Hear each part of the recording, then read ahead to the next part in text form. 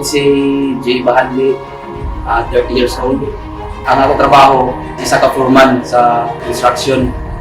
Kini na course, dako natabang sa ako as foreman. Nagtuwa ko, nakumpleto na ako sa experience, pero dali nagkulang sa ako. Dako natabang sila sa ako kay hindi ako certificate na madawat magamit na ako sa akong pagtrabaho. Ang kalainan sa haya ako nag-eskwela, nagkay kulang, daghan ang wala pa na ako na ibalin ng mga about sa masonry. Salamat ni Paul Dumlao sa opportunity sa scholarship na yung butabang. Isa ko na nakakuha ni scholarship. Salamat ni Paul Dumlao.